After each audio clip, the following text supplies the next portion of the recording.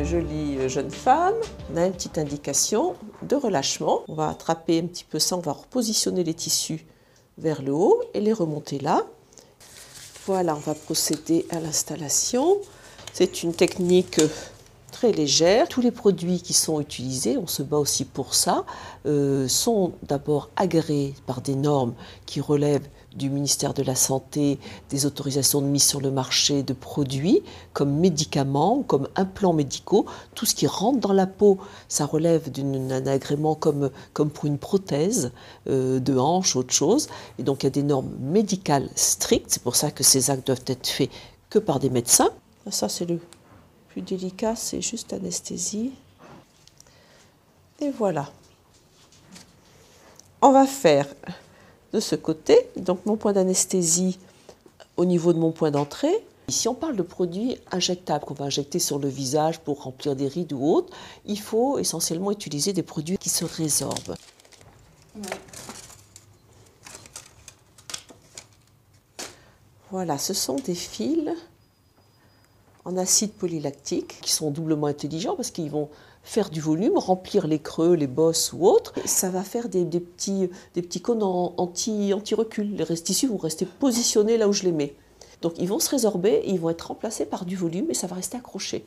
Et après on peut en rajouter que tant qu'on veut, parce que c'est une durée de vie de 2 ans maximum. Avec le temps, on perd 50% de son acide hyaluronique. Donc on a recréé les mêmes molécules, les fils, ils sont totalement sûrs dans la mesure où ils sont utilisés en chirurgie. On le glisse sous la peau.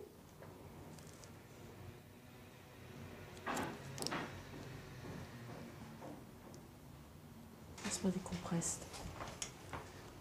Alors là, ici, donc le premier qui va me servir à remonter ce petit bourrelet, à le repositionner au niveau de la joue.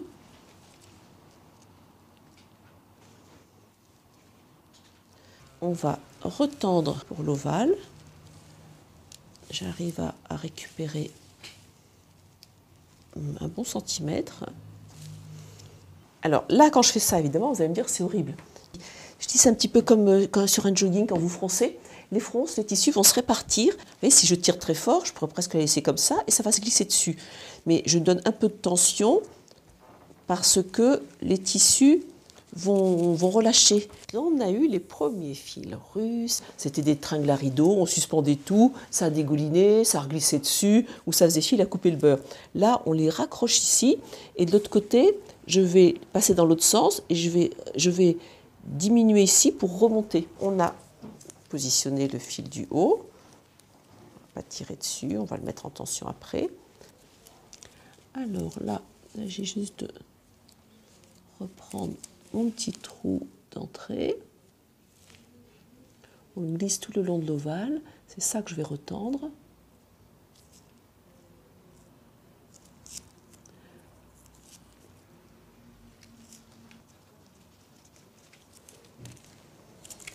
Voilà, on va pouvoir couper tous ces petits fils là, toutes ces aiguilles qui ne servent plus à rien.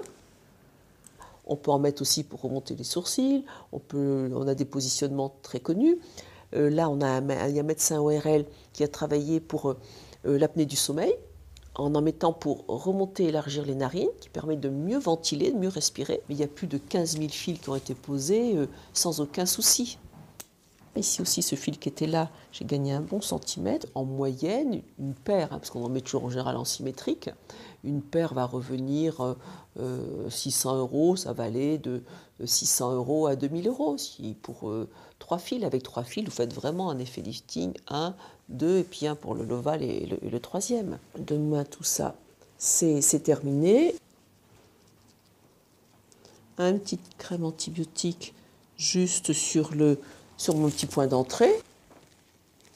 Voilà, on va pouvoir voir ce que ça va donner assis. On a gagné 1 centimètre et là, j'ai remonté même les pommettes.